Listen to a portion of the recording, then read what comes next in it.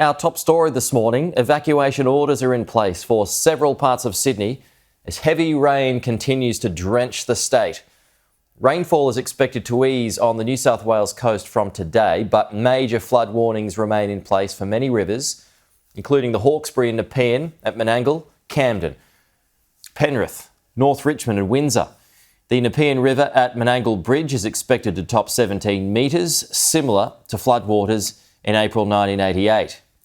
Evacuation orders have been issued for thousands of residents across the city, including parts of Camden, low-lying areas of Woronora and Bonnet Bay, and parts of Chipping Norton and Gronos Point.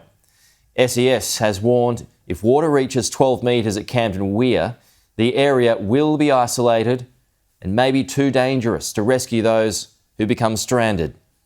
More than 2,000 people have fled their homes so far. Sydney already receiving a year's worth of rainfall in just 97 days. The rain band is expected to move further into western parts of New South Wales today. Cars became boats as roads became rivers. A case of deja vu for many New South Wales residents. So really at the moment it's effectively from the Central Coast south through the metropolitan area down through the Illawarra and the South Coast. On Thursday morning, the Illawarra was the epicentre of this latest severe weather event impacting much of New South Wales. Darks Forest northwest of Wollongong collected 207 millimetres, the heaviest falls in the state, up to 9 a.m. on Thursday. Torrents of rain caused flash flooding, schools across the Illawarra forced to shut. By Thursday afternoon, the heaviest falls focused about Lake Macquarie, with multiple suburbs on the Central Coast collecting over 100 millimetres in a 7-hour period. Sydney already copped a drenching on Wednesday, and there was little relief on Thursday.